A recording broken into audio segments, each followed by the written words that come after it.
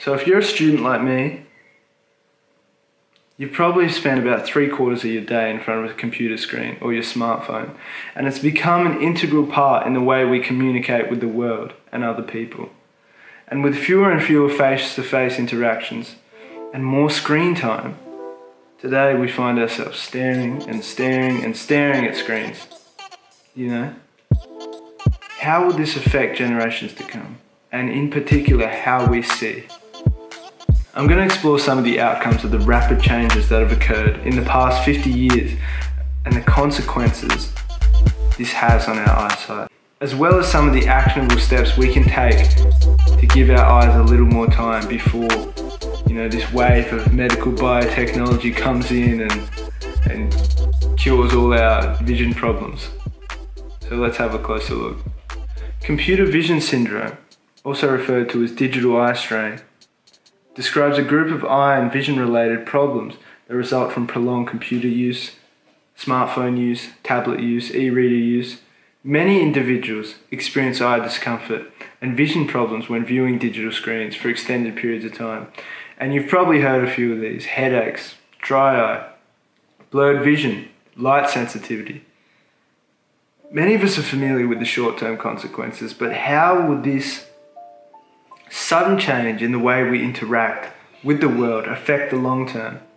Well, the research says the jury's still out. We simply do not have enough understanding of how the children today are going to be affected 20, 30 years down the track, but we can make some guesses based off the literature.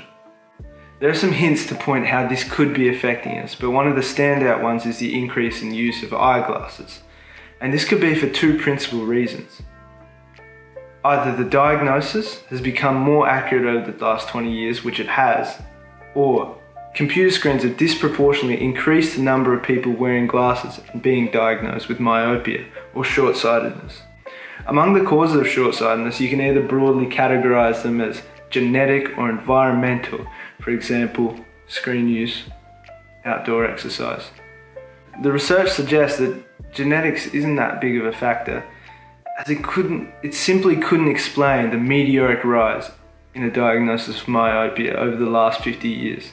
And it points to one common enemy: blue light. The melanin suppressive wavelength of light that has a hand in reducing sleep quality and quantity and has its own host of side effects. But let's look at the effect on eyesight.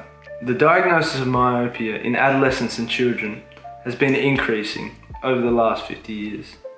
The result clearly shows the relationship between the increase in myopia in adolescents and children, and the trends even suggest that 90% of adolescents and children, particularly in Asian countries, may need prescription glasses by 2050. They attribute it to an increase in video game use and screen time, but a second, unlikely culprit is also playing a big role: sunlight. Myopia actually occurs because the main wavelengths of light within screens, as well as the closeness of the screen, affects how the muscles of the eye contract, leading to increases in the length of the eyeball, causing short-sightedness.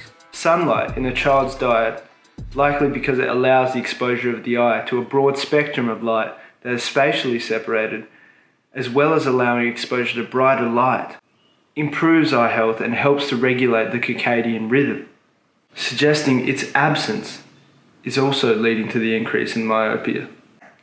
This was highlighted in a study that measured the number of diagnoses of nearsightedness in children aged 7 to 11 that had a screen time of about 30 hours a week, and showed that the group of children that went outside and played for 14 hours a week at least had a reduced diagnosis. And an increase in the diagnosis of myopia early in life doesn't just have immediate short-term consequences. You also have the ability to develop high myopia later in life. With addition to wearing corrective lenses, you're also at risk of complications later down the track, such as glaucoma, macular degeneration, retinal detachment, and premature cataracts.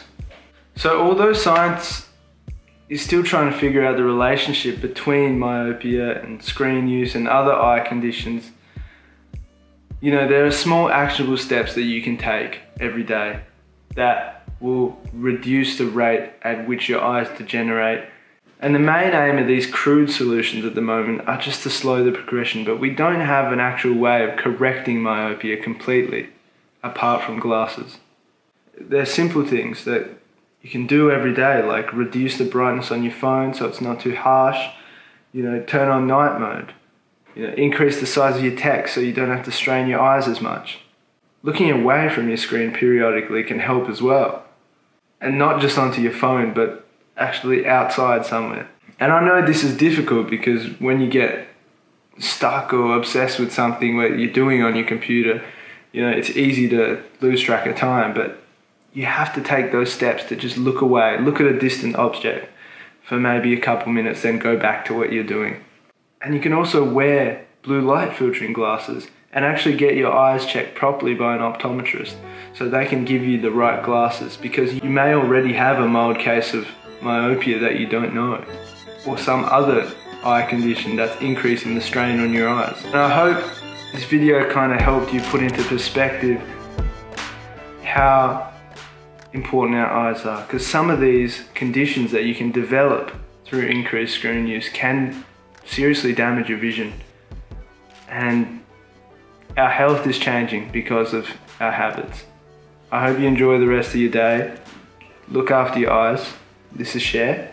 Bye.